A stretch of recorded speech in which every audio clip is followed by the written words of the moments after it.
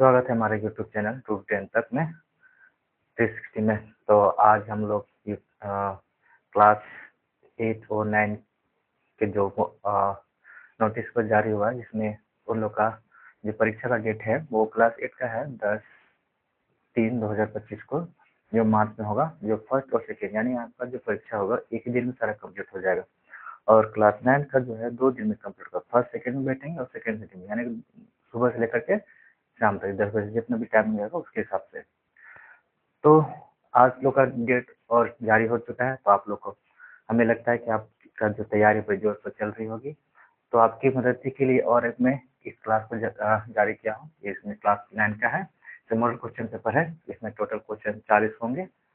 तो आप अंत तक बने रहिएगा इस क्वेश्चन में बनाने में, ताकि आपको अच्छे से अच्छे तरीके से हम आपको समझा पाए। और अच्छा तरीका से अगर आपको कोई नहीं आने मतलब कोई क्वेश्चन को बनाने नहीं आ पा रहे हैं, नहीं जान रहे हैं, तो हमें उस क्वेश्चन को भी जो ऑप्शन दिया हुआ रहता है उसके अनुसार से हम उसको बना सकते हैं।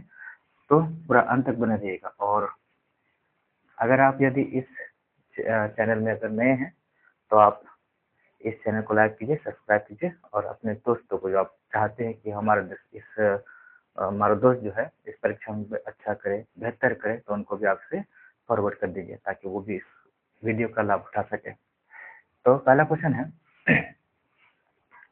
तो 7x² प्लस 6x माइनस 2 में x का गुणांक है ना। x का गुणांक है। x का गुणांक का मतलब होता है x जो है वो किसके साथ गुना किया हुआ है। तो हम यहाँ देखें, यहाँ पर x है तो x के साथ गुना किया गया, 6 के साथ गुना किया गया, यानी इस क्वेश्चन का आंसर 6 हो जाएगा। दूसरा क्वेश्चन है, निम्न में से कौन एक चर में बहुपद है। एक चर, अचर। चर का मतलब वैसी संख्या को बोलते हैं जो निश्चित संख्या नहीं होती, वो बदलते रहते हैं। और अचर संख्या होता है जो स्थिर रहता है ना। जैसे चर हम बोल सकते हैं ए बी सी डी वगैरह, और अचर हम बोलते हैं जिसको 1 2 3 है ना, इस तरह की संख्या को जो ये बदलता है, ये बदलता नहीं है। तो ये चर हो गया, ये अचर हो गया, है ना। तो यह बोला इनमें से कौन चर में बहुपद है। देखना कि याद और एक बात ध्यान रखेंगे, जो चर रूट के अंडर में होगा वो इसमें आंसर नहीं आएगा। तो यहाँ पर रूट अंडर है, यहाँ रूट अंडर, ये दोनों नहीं होगा, तो हमारा ये होगा।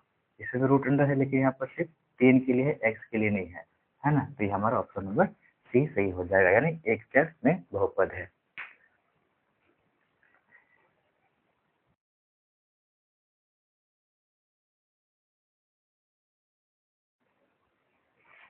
अब क्वेश्चन नंबर आता है, क्वेश्चन नंबर 3 में है कि x² माइनस 2x प्लस 5 बहुपद है, रैखिक है, द्विघात है, त्रिघाती है, इनमें से कोई नहीं। तो पहले देखेंगे इसमें कि इस बहुपद में अधिकतम घात कितना है, 2 है। तो इसका मतलब इसका आंसर क्या होगा, ऑप्शन नंबर बी हो जाएगा। अच्छा, रैखिक समीकरण किसको बोलते हैं? अगर द्विघात ना पूछे, रैखिक समीकरण पूछ दे, तो रैखिक समीकरण उसको बोलते हैं जिसमें कोई भी किसी प्रकार का पावर ना हो। जैसे कि x+2, इसमें कोई पावर है नहीं है। इसी प्रकार x प्लस वाई बराबर 2 या 1 लिख दे, तो ये इसमें कोई पावर है नहीं, यानी ये दोनों क्या हो जाएंगे, रैखिक समीकरण हो जाएंगे, है ना। और त्रिघात किसको बोलेंगे, त्रिघात। त्रिघात में हम लोग क्या बोलेंगे, जैसे एग्जाम्पल में इसको भी लेते हैं। त्रिघात में इसका अधिकतम घात, जैसे x का पावर 3 प्लस 5 है। देखो अधिकतम घात कितना है, 3 लिखे हैं, है ना, दिख रहा होगा आपको, आप सभी लोग को 3, है ना। जिसका अधिकतम घात 3 हो तो वो क्या कहलाएगा, त्रिघात चर कहलाएगा, है ना। तो ये हमारा ये हो गया। तो याद रखिएगा, अगर हम जो क्वेश्चन बना रहे होते हैं, अगर उस क्वेश्चन का आंसर तो हम जान देते हैं, लेकिन उसका जो बाकी जो ऑप्शन है ना, इस सबसे हम बता दिया करेंगे, ताकि आपको अगर द्विघात ना पूछ दे, एक रैखिक समीकरण पूछ दे, त्रिघात पूछ दे, तो आप लोग किसी प्रकार का उलझन ना पड़े, है ना। तब आप क्वेश्चन आते हैं क्वेश्चन 4। 99 का स्क्वायर 2 है, 98 का स्क्वायर पावर है। तो आप लोग को एक फॉर्मूला याद होगा कि ए स्क्वायर माइनस बी स्क्वायर, है ना। ए स्क्वायर माइनस बी स्क्वायर बराबर क्या होता है, एक बार ए प्लस बी होता है और एक बार होता है ए माइनस बी होता है ना। ये तो आता होगा आप लोग को फॉर्मूला। अब क्या है, उसको हम इसी फॉर्मूला में बैठाते हैं, 99 प्लस 98 और एक बार करते हैं 99 माइनस 98, है ना। अब जोड़ते हैं, 9 8 कितना हो गया, 70, 7 9 9 18 और 1 18 और 1 19 हो जाएगा, है ना। और इसको मल्टीप्लाई किससे, 99 में 1 माइनस करेंगे, यानी 99 में 98 घंटा देंगे तो कितना आएगा, 1 आएगा। तो 197 को जब 1 से गुना करेंगे तो कोई परिवर्तन होता है संख्या में? नहीं होता है। 1 से कोई भी संख्या गुना करते हैं ना, तो कोई संख्या में कोई परिवर्तन नहीं होता है। तो 197 हमारा ऑप्शन सही हो जाएगा 4 का, है ना। आसान था। गुना करने जाते तो थोड़ा लंबा प्रोसेस होता है ना। तो ये हो गया आंसर।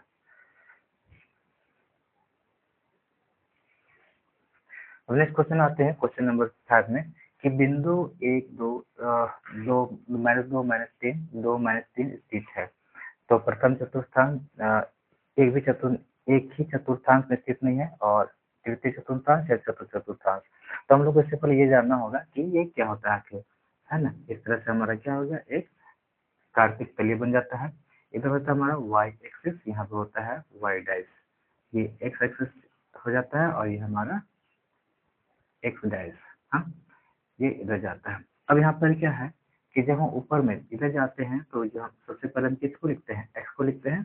तो हमारा एक्स क्या है, प्लस है। वाई भी हमारा क्या है, प्लस है। इधर प्लस जाता है, ऊपर प्लस जाता है, इधर माइनस, इधर माइनस, है ना।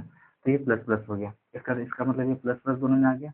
इसमें क्या है कि हमारा पहले एक्स लिखा है, एक्स क्या है, माइनस है, और वाई क्या है, प्लस है। उसी तरह से यहाँ पे लिखते हैं कि एक्स क्या है, माइनस है, वाई क्या है, माइनस है। एक्स हमारा क्या है, प्लस है, और एक वाई हमारा क्या है, माइनस। इस तरह से हमारा, तो ये हमारा हो गया प्रथम चतुर्थांश, ये हो गया हमारा द्वितीय चतुर्थांश, ये हमारा क्या अपना तृतीय चतुर्थांश, और ये चतुर्थ चतुर्थांश होगा, है ना। इतना याद रखेंगे। अब क्या है कि इसमें पूछा है कि यहाँ ये जो अंक दिया हुआ है, बिंदु दिया हुआ है, ये बिंदु कहाँ है आखिर, ये प्लस में है, ये माइनस में, ये एक प्लस, ये माइनस में। इसका मतलब ये है कि तीनों एक स्थान पे नहीं है। तो इसका मतलब ऑप्शन नंबर क्या हो जाएगा, बी, कि एक ही चतुर्थांश में स्थित नहीं है, सब अलग अलग है ना। ये किसमें होगा, दोनों प्लस प्लस है तो प्रथम चतुर्थांश हो गया। ये दोनों माइनस माइनस है तो तृतीय चतुर्थांश हो गया। पहले प्लस फिर माइनस, तो पहले प्लस फिर माइनस, चतुर्थ चतुर्थांश में, चतुर्थ चतुर्थांश में है ना। तो ये तो अलग अलग हो गया। अब लिखा हुआ है क्वेश्चन नंबर 6 में आते हैं कि एक्स अक्ष से बिंदु की दूरी है। ये जो बिंदु है ना, वो एक्स अक्ष से कितना दूरी है। अगर हम यहाँ पर बनाएंगे, यहाँ पर 1 2 3 4 5, 1 2 3 4 और 1 2 3 4, फिर 1 2 3 4, है ना। इसको मिटा देते हैं समझने के लिए, आपको ये समझ में आ गया हो, है ना। इसको मिटा देते हैं ताकि क्लियर दिखे आप लोग को। अच्छा ठीक है।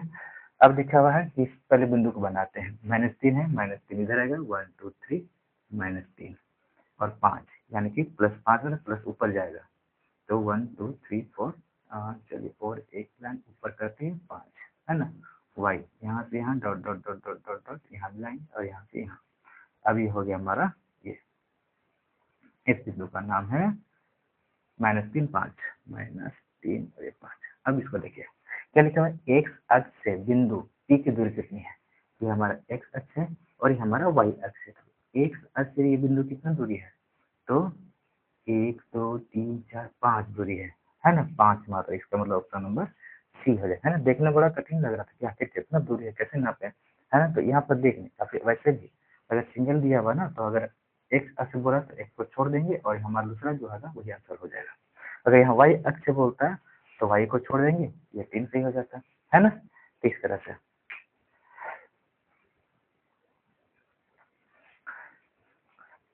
अब दूसरा क्वेश्चन देखते हैं। अगला क्वेश्चन, ये क्वेश्चन है कि रेखा पर कोई भी बिंदु इस प्रकार का होता है। रेखा पर कोई भी बिंदु इस प्रकार का होता है।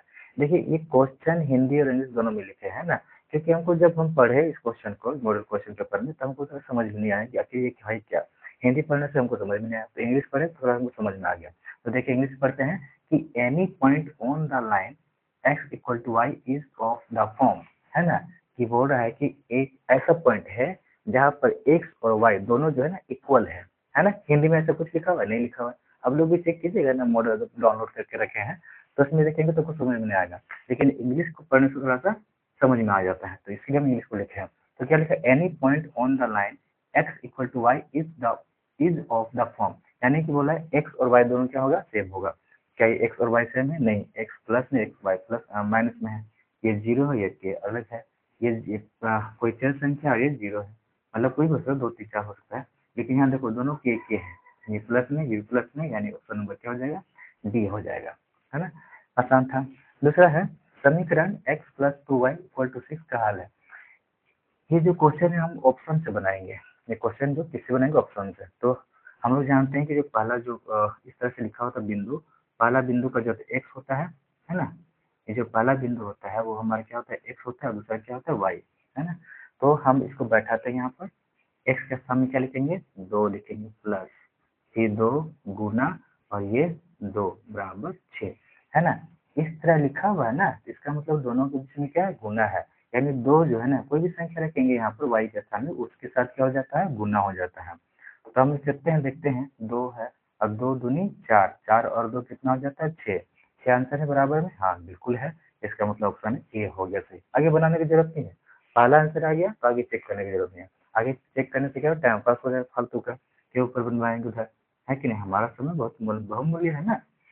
देखते हैं, अगर आप लोग को दिखाते हैं फिर भी कैसे फर्स्ट में क्यों आंसर दूसरा भी क्यों नहीं आ सकता है। तो ये हमारा क्या हो गया, x हो गया, y हो गया। x हमने क्या लिखा, 0 प्लस 2 गुना 3 और बराबर 6, 2 तिया 6, है ना। इसके बाद इसमें भी देखते हैं क्या होता है। ये हमारा यहाँ तो लॉजिक निकल गया, यहाँ भी 6 आ रहा है, यहाँ भी 6 आ रहा है। अब इसको भी चेक करते हैं कि x का साइन, ये हमारा x हो गया, ये हमारा y हो गया। तो ये हो जाएगा 6 प्लस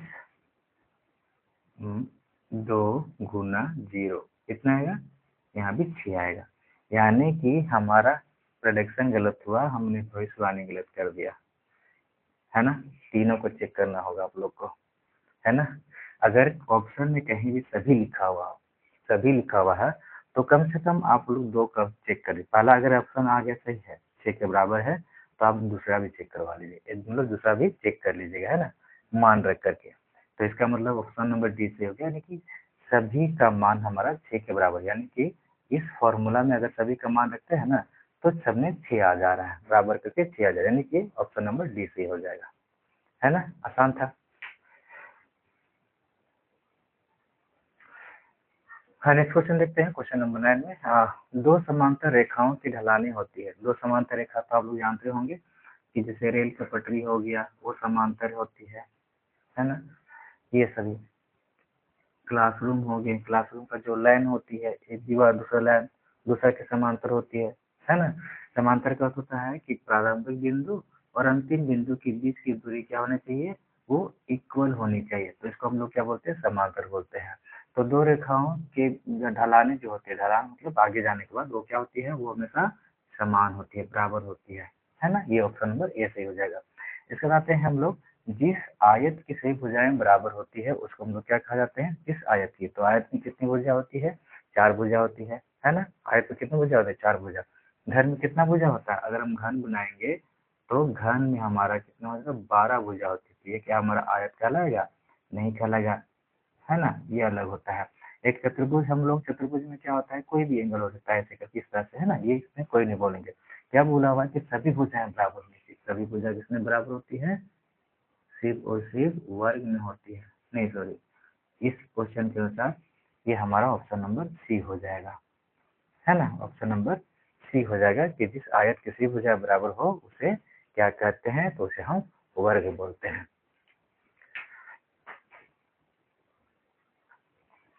अब नेक्स्ट क्वेश्चन आते हैं, क्वेश्चन नंबर है, वह कोण जो 180 डिग्री से अधिक तथा 360 डिग्री से कम हो उसको क्या बोलते हैं, तो उसको हमें बोलते हैं प्रतिवर्ती कोण कहते हैं, है ना। यहाँ ऑप्शन में देखते हैं, न्यून कोण किसको बोलते हैं, जो 0 डिग्री से बड़ा हो और 90 डिग्री से छोटा हो उसको क्या कहते हैं, न्यून कोण। ये जानते होंगे आप लोग। अधिक कोण किसको कहते हैं, जो 90 से बड़ा लेकिन 180 से छोटा, उसको अधिक कोण बोलते हैं। अपूर्ण कोण पूरा जो 360 डिग्री का होता है उसको हम लोग पूर्ण कोण कहते हैं, है ना। आगे देखते हैं, क्वेश्चन नंबर 12, उस कोण की माप क्या है जो अपने संपूरक कोण का आधा हो, है ना।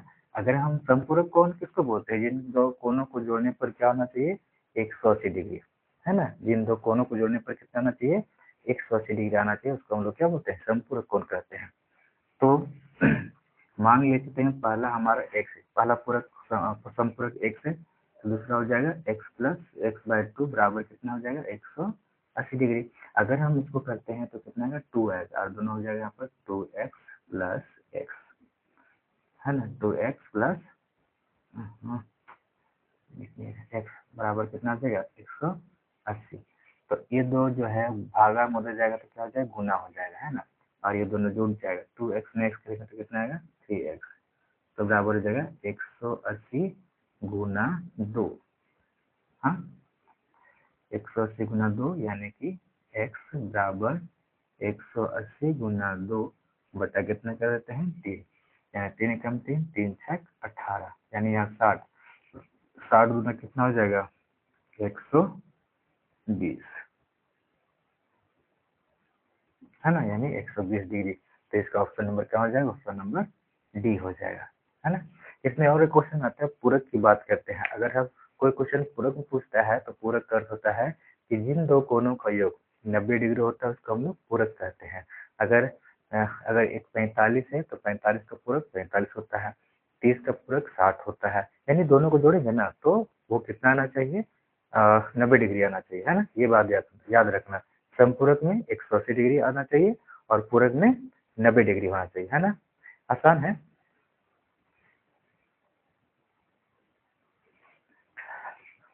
अब नेक्स्ट क्वेश्चन देखते हैं, क्वेश्चन नंबर 13 है कि दो सर्वांगसम आकृति होते हैं, दो सर्वांगसम आकृति होते हैं। देखिए सर्वांगसम और एक होता है समरूप, है ना।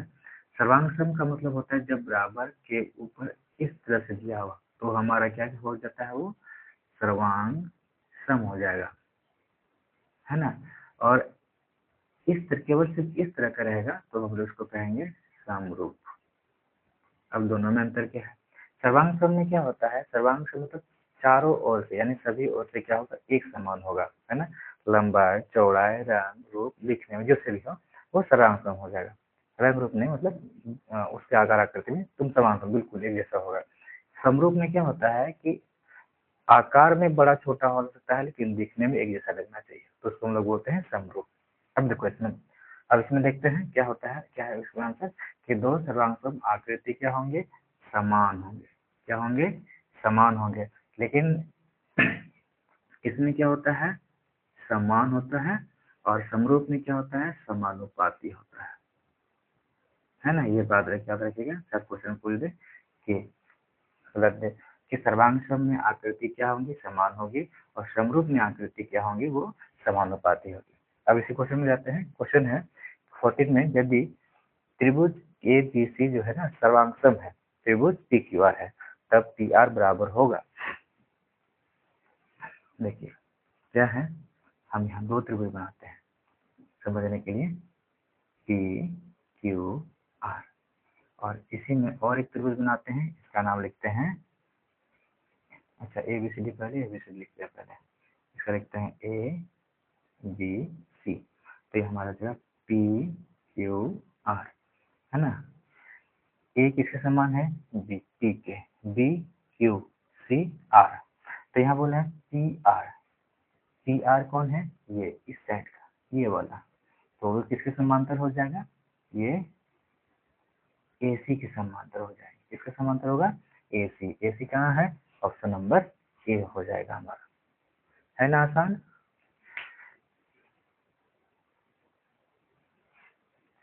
अब नेक्स्ट क्वेश्चन आते हैं, क्वेश्चन नंबर 15 में, देखो यदि एक चतुर्भुज के कोण 3:1:6:5 के अनुपात में है तो उस चतुर्भुज का सबसे छोटे कोण का मान क्या होगा, है ना।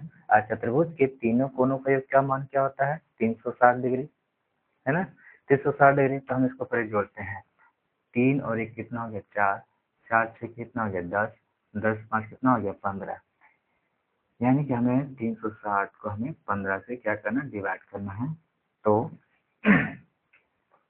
15 दूनी 30 और 15 चौके 60 यानी 24, तो कितना डिग्री 24 आ गया। और 24 को 1 से गुना करेंगे सबसे छोटा कौन मान किसका होगा 1 का होगा, और 24 को 1 से गुना करेंगे कितना आएगा 24 आएगा। इसका मतलब ऑप्शन क्या हो जाएगा हमारा बी हो गया। देखिए तुरंत निकल जाता है ना, कितना अच्छा ट्रिक है कि हम सबसे पहले एक चीज और याद रखना कि कोई भी संख्या अगर अनुपात में है तो अनुपात वाला वो चर संख्या होता है, तो हम इसको जोड़ देंगे और इससे भागा देंगे, इसमें जो भी अंक रहेगा, चाहे वो चतुर्भुज की बात करेगा या त्रिभुज की बात करेगा, है ना, या पंचभुज की। तो हमें पंचभुज में 560 होता है, त्रिभुज में 360 होता है, सॉरी त्रिभुज में 180 होगा और चतुर्भुज में 360 भी होता है। ये सब भी याद करना पड़ेगा आप सभी को, है ना। ये हो गया 16 नंबर क्वेश्चन। यदि एक समांतर चतुर्भुज ABCD में एंगल D बराबर 125 डिग्री है तो एंगल A का मान क्या होगा। समांतर चतुर्भुज जिसकी आमने सामने की भुजा क्या होती है, बराबर होती है, और सम्मुख कोण भी क्या होंगे, बराबर होंगे, है ना। इस तरह से अगर हम इसका नाम लिखते हैं A B C और ये D, है ना, इसका नामकरण कर दिया। अगर D हमारा कितना है 125 डिग्री, है ना, D हमारा कितना है 125 डिग्री, तो पूछा A का मान क्या होगा, है ना।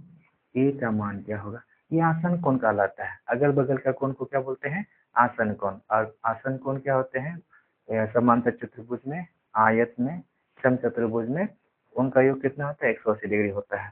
यानी कि इन दोनों को जोड़ेंगे तो कितना होगा 180 डिग्री। तो सोचिए 125 में और कितना जोड़े जो 80 डिग्री, मतलब 180 डिग्री मिले तो इसका आंसर क्या हो जाएगा 55। यानी 125 में 55 जोड़ देंगे तो 180 डिग्री हो जाएगा, है ना। आसन कोण का योग कितना होता है 180, मतलब अगल बगल कोण समांतर चतुर्भुज में इस तरह का कोण को वो जब जोड़ेंगे तो 180 डिग्री आता है ना। क्यों ना हम इसको नीचे से भी जोड़े या फिर इसको इधर से भी जोड़े या इसको अगल बगल, यहाँ यहाँ यहाँ यहाँ यहाँ यहाँ अगल बगल कहीं से भी हो, है ना। अगर सी पूछता तो कितना होता है उसमें भी हमारा कितना होता है वो 55 डिग्री होता है ना। चित्र के अनुसार नहीं जाइएगा कि 125 छोटा सा बना और इसका बड़ा है ना, उसको ऐसे भी हो सकता है ना। इसको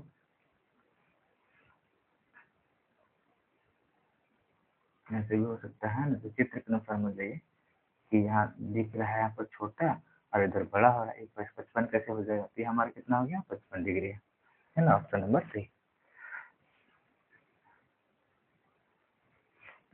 नेक्स्ट क्वेश्चन देखते हैं, क्वेश्चन नंबर 17। लिखा दो समांतर चतुर्भुज बराबर आधार, है ना। यहाँ पर ध्यान से पढ़ना कि दो समांतर चतुर्भुज बराबर आधारों पर और एक ही समांतर रेखाओं के बीच स्थित है। बराबर आधारों पर है और एक ही समांतर भुजाओं के मतलब रेखाओं पर बना हुआ है, तो उनके क्षेत्रफल का अनुपात क्या। सिंपल सी बात है, अगर आधार हमारा सेम है इधर और इसका जो ये दोनों जो है ना, ये दो रेखा है इस तरह से, है ना, दोनों समांतर रेखा है।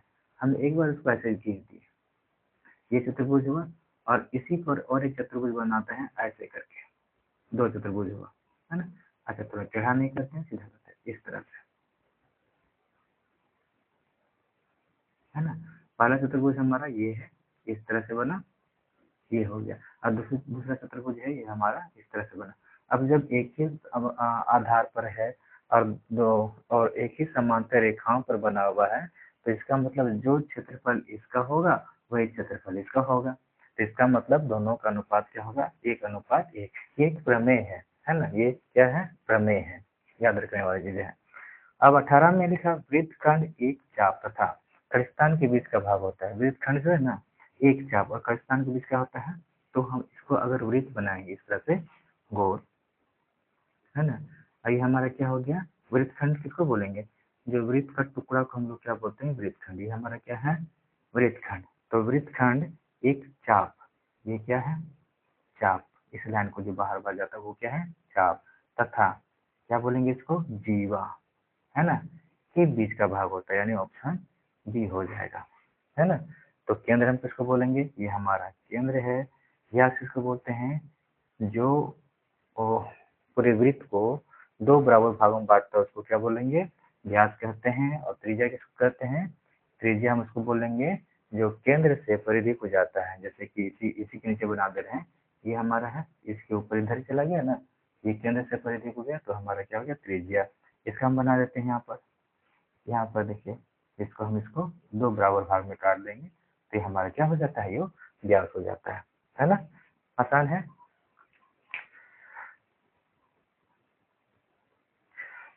नेक्स्ट क्वेश्चन आते हैं, क्वेश्चन नंबर 19। लिखा हुआ वृत्त के एक जीवा की लंबाई 8 सेंटीमीटर तथा इस वृत्त की त्रिज्या 5 सेंटीमीटर है। तो इस इस जीवा के केंद्र की दूरी क्या है। तो हम लोग इसको एक पिक्चर बना लेते हैं क्या कि ये कैसे बनेगा। ये वृत्त है ना।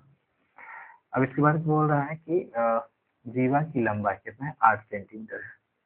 ये हमारा कितना है, 8 सेंटीमीटर का जीवा है।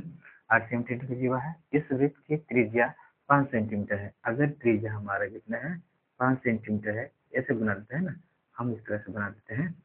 और या तो क्या बोला है, तो जीवा की केंद्र से दूरी है। तो ये जीवा जो है ये केंद्र से कितना दूर है, तो यानी इन दोनों के बीच की दूरी पता करना, यहाँ वाला है ना, ये वाला है ना। ये हमारा कितना है, 8 सेंटीमीटर। ये हमारा कितना है, 5 सेंटीमीटर। तो ये 8 सेंटीमीटर, इसका मतलब ये हो गया कि, और एक चीज याद रखना कि जीवा पर केंद्र से डाला गया कोई भी रेखा वो लंब होता है। नहीं सॉरी, जीवा को जब जीवा को केंद्र से जो दो बराबर भाग में काटते हैं ना, केंद्र को सॉरी जीवा को, इसको, तो हमारा यहाँ पर कितना डिग्री का बनता है, 90 डिग्री का बनता है ना। यानी केंद्र से अगर जीवा पर 90 डिग्री का कोण बनाते हैं तो ये दो बराबर भाग में बांट देते हैं। यानी इधर 4 हो गया तो इधर भी 4, तब मिला के दोनों क्या हो जाएगा, 8। तो हमारा देखिए क्या समकोण बन गया। तो समकोण ये कर्ण हुआ, ये आधार हुआ, ये लंब हो गया। तो ये हमारा दूरी हो जाएगा, हमारा रूट अंडर हो जाएगा ये, है ना, hypotenuse square plus sorry minus क्या हो जाएगा, बेस का स्क्वायर। हमको परपेंडिकुलर पता करना है ये हाइट को। तो एच हमारा कितना है, हम पता है हाइपोटेन्यूज कितना है, 5 है। स्क्वायर कितना हो, 5 का स्क्वायर माइनस बेस कितना है, 4 का स्क्वायर। तो 5 पचे 25, 4 चौके 16। अब 25 में 16 हटाएंगे तो कितना आएगा, 9।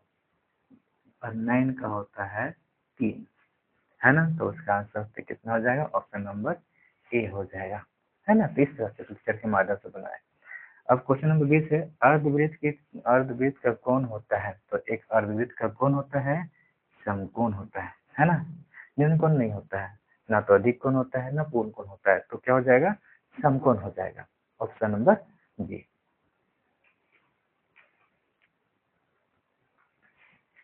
अब नेक्स्ट क्वेश्चन है क्वेश्चन नंबर 21। यदि ए बी और सी एक त्रिभुज की 3 भुजाएं लंबाई हो तो, भुजाओं की लंबाई हो तो कि ए प्लस बी जो दोनों का योग जो है सी से बड़ा होगा, ए माइनस बी का अंतर जो है सी से बड़ा होगा, या ए प्लस बी का योग 0 के बराबर होगा, या फिर ए माइनस बी जो है बराबर सी होगा। तो हम जब ए बी की बात करते हैं, त्रिभुज की संभावना की बात करते हैं कि त्रिभुज आगे कौन सी भुजाओं वाली बनेगी। तो अगर ए बी सी तरह से है तो हमारा ए प्लस बी जो का योग जो होगा सी से बड़ा होगा, या फिर हम बोल सकते हैं कि बी प्लस सी का योग जो है ए से बड़ा होगा, या फिर हम कह सकते हैं ए प्लस सी का योग जो है बी से बड़ा है। यानी ये 3 संभावनाएं हो सकती है, यानी तीनों के तीनों ये होंगी। यानी ये सही है कि ये तीनों में से अगर ये जो 3 है इसी में से मतलब त्रिभुज बनाने की संभावना होती है। मतलब इस ये जो हो ना, मतलब दो भुजा का योग तीसरी भुजा के योग से क्या होना चाहिए, बड़ा होना चाहिए। ये होता है थ्योरी। तो इनमें से तो ये तो है नहीं कोई भी, तो हमारा ऑप्शन नंबर ए हो जाता है ना। अब क्वेश्चन नंबर 22 पे आते हैं। 22 लिखा हुआ है, कौन कौन का समद्विभाजक है। कौन का समद्विभाजक यानी कि इस तरह से कौन होता है ना, जो डिग्री में होता है, तो कौन समद्विभाजक है।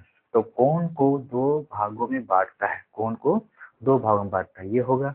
या फिर कोण को दो बराबर भागों में बांटता है, या फिर दोनों होगा, इनमें से कोई नहीं। तो दो भाग बांटने का अर्थ होता है कि एक छोटा एक बड़ा हो सकता है, छोटा और बड़ा। बांटना कभी बांट दिए, जैसे भी छोटा और बड़ा हो सकता है।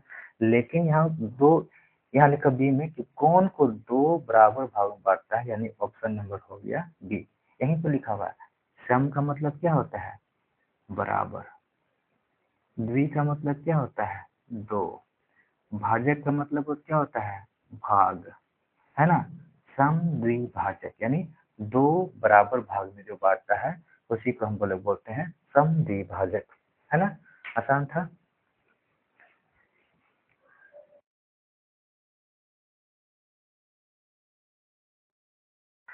नेक्स्ट क्वेश्चन है क्वेश्चन नंबर 23। 10 सेंटीमीटर भुजा वाले समबाहु त्रिभुज का परिमाप क्या होता है? समबाहु त्रिभुज किसको कहते हैं? जिनकी सभी भुजाएं बराबर होती है, यानी परिमाप किसको बोलते हैं? सभी किनारे का योग को हम लोग परिमाप कहते हैं। इस तरह से अगर ये 10 है, ये 10 है, ये 10 है, 10 20 30, यानी इसका आंसर क्या हो जाएगा? 30 सेंटीमीटर। हीरोन का सूत्र में एस क्या होता है? एस का मतलब क्या होता है कि इसी को मान के चलो, इसी में लिखते हैं। तो अगर हम 10 प्लस 10 प्लस 10 इसको जो हम ना 2 से भागा देते हैं तो हमारा कितना निकलता है? 30 का आधा कितना हो जाएगा? 15। यानी कि इसी को हम बोलते हैं एस, यानी अर्ध परिमाप, है ना। त्रिभुज का अर्ध परिमाप, अर्ध मतलब होता है आधा परिमाप, है ना। आधा कर दिया तो अर्ध परिमाप। ऑप्शन नंबर सी हो जाएगा सही।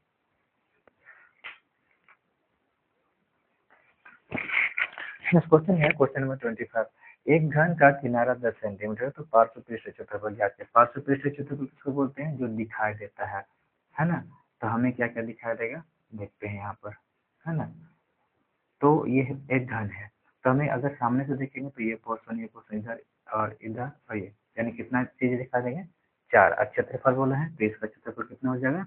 4a², यानी कि 4 गुना 10 का स्क्वायर। तो 10 का कितना होता है? 100, और 100 को 4 से गुना करेंगे तो हमारा हो जाएगा 400 सेंटीमीटर स्क्वायर, है ना। कोई भी क्षेत्रफल को सेंटीमीटर स्क्वायर में लिखते हैं तो 400 सेंटीमीटर स्क्वायर कहाँ है? ऑप्शन नंबर सी हो जाएगा हमारा आंसर। इसका तो वर्ग अंतराल 100 और 120 का वर्ग चिन्ह है। वर्ग चिन्ह निकालने का तरीका यह है कि दोनों ये ऊपरी सीमा, सॉरी निम्न सीमा और ऊपरी सीमा दोनों को जोड़ देंगे।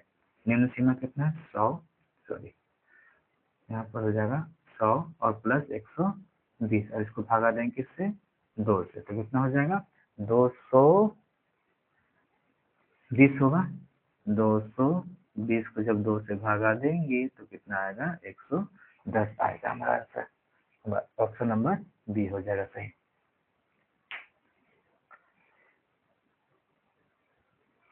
नेक्स्ट क्वेश्चन है क्वेश्चन नंबर 27 है कि 2 3 4 5 0 1 3 3 4 3 का माध्य है, क्या होगा? तो माध्य निकालने का तरीका है कि सभी संख्या को जोड़ दो और कितना संख्या उसे भागा देना है।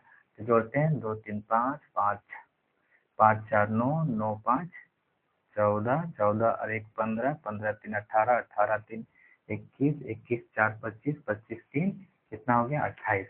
कितना संख्या हो गया? 28। और एक बार जोड़ लेते हैं। 4 3 7 3 10 3 13 13 और 1 14 14 5 19 19 19 4 22 22 और कितना हो जाएगा? 22 3 26 26 और 2 28। चलो ठीक है।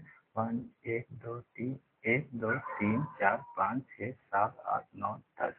ये अगर इसको 10 से भागा देंगे तो हमारा 2.8 हो जाएगा, है ना।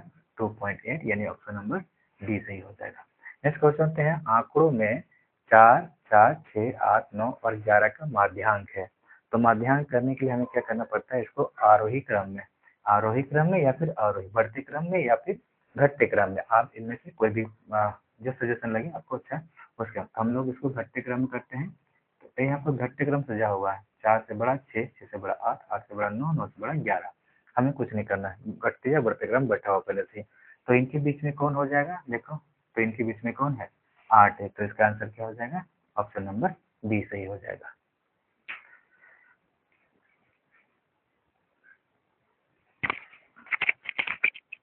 अब नेक्स्ट क्वेश्चन आते हैं क्वेश्चन नंबर 29। क्वेश्चन नंबर 29 में क्या है कि एक असंभव घटना की प्रायिकता क्या होगी? एक असंभव घटना जिसकी प्रायिकता क्या होगी? असंभव मतलब इसका कुछ नहीं हो सकता है, इसमें कोई मान नहीं आएगा, असंभव कुछ नहीं, है ना।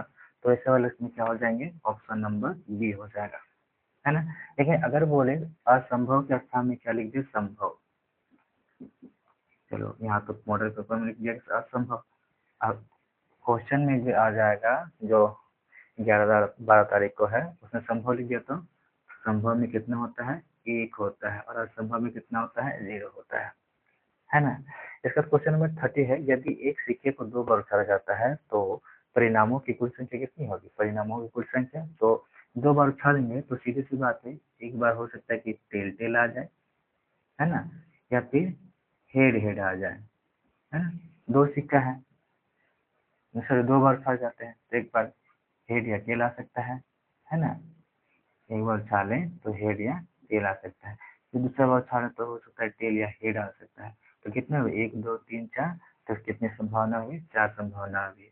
तो हमारा ऑप्शन नंबर बी सही हो जाएगा। अब नेक्स्ट क्वेश्चन आते हैं, क्वेश्चन नंबर 31 है। 31 में है निम्न में से किसका दशमलव प्रसाद शांत है। तो दशमलव प्रसाद शांत होने के लिए नीचे में क्या होना चाहिए कि हर हमेशा हमें दो का दो या 5 या 10, है ना, 2 5 10 का क्या होना चाहिए, गुणनखंड होना चाहिए, है ना, 2 या 5 का नीचे 10 होना चाहिए। तो हम यहाँ देखते हैं जिसका हर क्या होना चाहिए, 2 5 या 10। अगर ये तीन संख्या में से कोई आता है, सिर्फ 10 ही माना, 5 10 वैसे होता ही है, तो 2 और 5 का गुणनफल होता है, तो समझ लीजिए कि वो शांत प्रवृत्ति की होगी। अब देखिए यहाँ 2 से 2 का गुणनफल हो सकता है, नहीं हो सकता है। ये 5, ये 2 का गुणनफल हो सकता है, नहीं होता है, इसमें 5 का होता है। कैसे होता है, 5 गुना 5 होता है ना, तो यानी 5 5 आया, तो इसका मतलब ये जो 900 है वो 25 से पूरा पूरी क्या हो जाएगा, कट जाएगा। 9 मतलब 9 जो है दशमलव देके काटेंगे ना, कट जाएगा पूरा पूरी। तो ऑप्शन नंबर क्या हो जाएगा, ऑप्शन नंबर बी हो गया हमारा। वो क्या है, शांत है। क्यों शांत है, क्योंकि उसका हर क्या है, 5 है, 5 का गुणनखंड है ना। क्वेश्चन नंबर 32 है, बहुपद 3x - 2 का शून्यांक है। अगर मान के चलो इसके ऊपर बराबर की क्या है, 0 है, तो ये -2 उधर जाएगा तो क्या हो जाएगा, +2 हो जाएगा। तो 3x इक्वल टू कितना हो जाएगा, 2 हो जाएगा। यानी कि ये दोनों गुना में, उधर जाएगा तो क्या हो जाएगा, भागा, यानी कि 2/3, यानी 2/3 कहाँ है, ऑप्शन नंबर सी हो जाएगा हमारा आंसर। है ना आसान।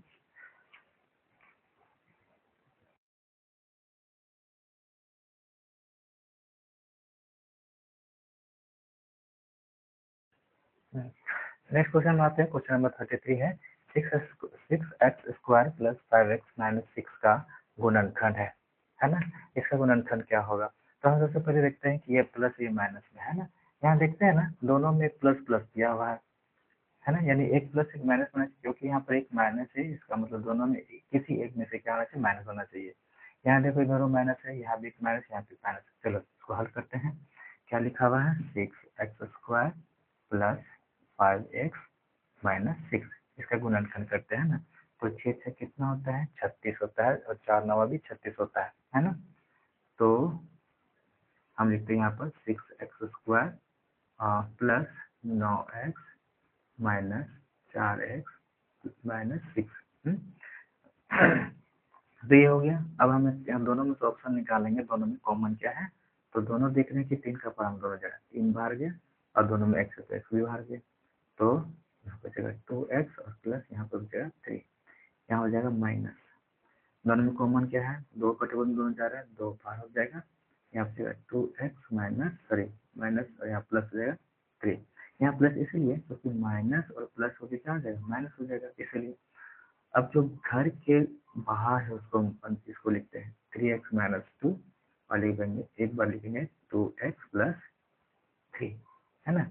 ये हो गया, तो कौन सा हो जाएगा, ऑप्शन नंबर बी हो जाएगा सही, है ना।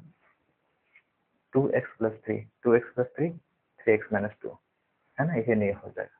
तो इस तरह से हमारा निकलता है। इसका आते हैं 30 में 34 नंबर क्वेश्चन। निर्देशांक -2 4 का भुज है ना।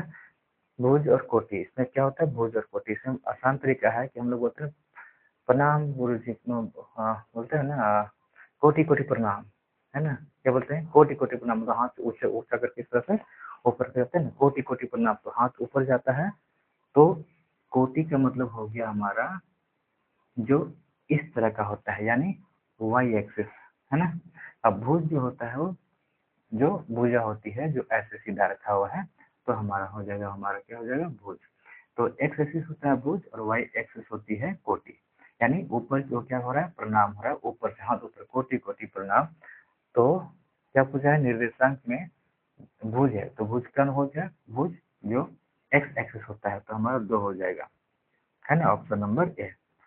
तो कोटि पूछे या भुज पूछे, अब लोग याद रखेंगे, भुज जो दिया हुआ है इस तरह से, और कोटि जो सीधा खड़ा है ना, इसको हम लोग कोटि बोलते हैं, कोटि कोटि प्रणाम जिसको बोलते हैं, हाथ को सीधा खड़ा करके बोलते हैं ना, ऊपर करके इस तरह से। तो उस तरह से ये, तो ये हमारा ये हो जाएगा। कोटि याद रखेंगे तो ऑटोमेटिक भुज भी दूसरा याद हो जाएगा। अब नेक्स्ट क्वेश्चन आते हैं, क्वेश्चन नंबर 35 में। 35 में लिखा हुआ यदि बिंदु 3, 4 समीकरण इस पर स्थित है तो ए का मान क्या होगा, है ना। यानी ये जो हमने बताया था कि अगर इस तरह से कुछ लिखा हो तो पहला जो होता है वो एक्स होता है और दूसरा जो होता है वाई होता है। अब इसे बैठा के रखते हैं ना, बैठा के देखते हैं कितना आता है। 3 गुना 4 है ना, एक्स का मान वाई का मान कितना है 4 है, बराबर ए गुना एक्स का मान कितना है 3, हम लिखेंगे 3 और प्लस यहाँ 7, तो 4 से कितना हो 12 और ये प्लस कर जाएगा तो क्या होगा माइनस, बराबर ए 3a, ए को 3 से गुना करेंगे तो 3a हो गया। अब 12 घटाएंगे कितना आएगा, यहाँ आ जाएगा 5, है ना। और 5 में कितना हो जाएगा यहाँ पर, ये भागा में तो यहाँ पर 3 हो जाएगा, ये हमारा ए, यानी कि 5/3 हो जाएगा, ऑप्शन नंबर सी हो जाएगा हमारा। इसके बाद 55 का पूरक कोण क्या होता है। हमने बताया था कि समपूरक कोण उसको बोलते हैं जो जिन दो कोणों का योग 180 डिग्री होता है उसको हम समपूरक होते हैं, और जिन दो कोणों का योग 90 डिग्री होता है उसको, उन दो कोणों को क्या बोलते हैं, पूरक कोण कहते हैं। तो बताइए पूरक किस मतलब पूरक 55 का पूरक कौन हो जाएगा, यानी इन दोनों को जोड़ने से, यानी 55 में और कितना जोड़े जो 90 डिग्री मिले, तो हमारा ऑप्शन नंबर बी हो जाएगा, यानी 35 को जोड़ेंगे तो हमारा कितना हो जाएगा 90 डिग्री हो जाएगा, है ना। 5 5 10, 5 3 8 और 1 9 90, है ना, इस तरह से। अब 37 क्वेश्चन है, तो 37 क्वेश्चन में त्रिभुज एबीसी में AB समांतर मतलब AB बराबर है BC और एंगल B है 70 है, तो A का मान क्या होगा, है ना। इसको बना के देखते हैं। तो ये हमारा ये पिक्चर है जिसमें से दो भुजा बराबर मतलब क्या हो गया, समद्विबाहु त्रिभुज।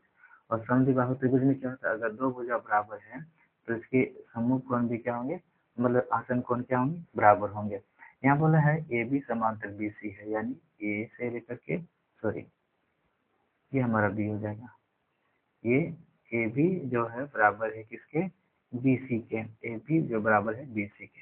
तो ये जब ये भुजा बराबर है तो इसका मतलब ये कोण भी क्या होंगे, बराबर होंगे। और इसमें दिया हुआ है कि एंगल बी कितना है 70 डिग्री, और त्रिभुज के तीनों कोणों का योग कितना होता है 180 डिग्री। तो 70 माइनस कर देंगे कितना बचेगा 110 डिग्री।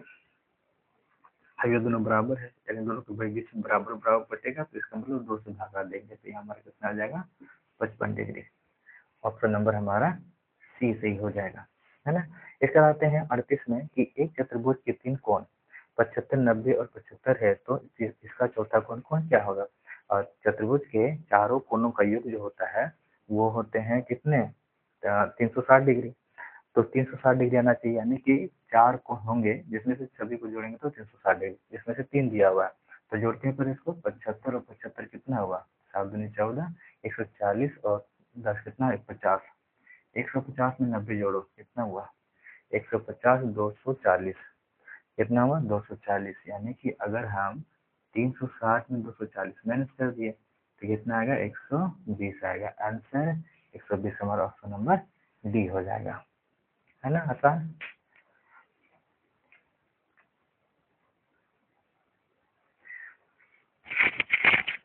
नेक्स्ट क्वेश्चन है क्वेश्चन नंबर 39। इस क्वेश्चन को बनाने से पहले आपको फिर से याद दिलाता हूँ कि यह जो ये जो अभी जो पढ़ा ये बताएं, जो आप लोग को सीख दिलाएं, जो हमने नया कुछ दिखाया आप लोग को, तो इन सबको सीखे, आप लोग सीखे तो आपके जो मित्र हैं, दोस्त हैं, या फिर आपके संगी संबंधी थे जो आपके क्लासमेट है, आपके सेम क्लास में पढ़ते हैं, आप उनको जानते हैं, तो उनके लिए भी लाभदायक है। तो उनको आप इनको क्या करिएगा, शेयर करिएगा, ताकि उनको भी यह सीख मिल सके और अपनी परीक्षा के दृष्टिकोण से अच्छा नंबर वो पा सकें, ताकि आपको भी बोलेगा हाँ कि मेरे दोस्त ने इसको भेजा था तो मैं कोई अच्छा नंबर आया। तो आप भी अपने दोस्त की भलाई के लिए कुछ तो कुछ करेंगे, तो भलाई को जैसे ही आपको सेंड कर दिए मैं शेयर कर दीजिएगा, है ना। बाकी उनका देखना ना देखना काम अपना काम है। तो 39 क्वेश्चन में आते हैं, तो आंकड़े 2 3 5 2 5 7 5 4 5 5 6 5 4 1 5 में 5 की बारंबारता यानी 5 की बारंबारता क्या है, यानी 5 इस क्वेश्चन 5 जो है कितनी बार आया हुआ है ये पूछा है। तो 5 कितनी बार आया हुआ है, तो 1 2 3 4 5 6 और 1 यहाँ 7, तो इसका ऑप्शन नंबर ये हो जाएगा, है ना। कभी कभी आता है कि परिसर पूछ देता है ना। परिसर, इसका परिसर क्या होता है? परिसर में क्या होता है कि सबसे बड़ी संख्या क्या है यहाँ पर? 6 है। क्या है? 6। और सबसे छोटी संख्या कौन है यहाँ पर? 1 है। तो जो सबसे बड़ी संख्या और जो सबसे छोटी संख्या, उन दोनों का जो अंतर होता है वो हमारा परिसर होता है। हाँ, तो ये परिसर अगर पूछा जाता तो यहाँ पर हमारा आंसर कितना होता? 5 होता, है ना। लेकिन हमारा क्या बारंबार तक कि 5 जो है ना कितनी बार लिखा गया है, तो वो 7 बार लिखा गया है।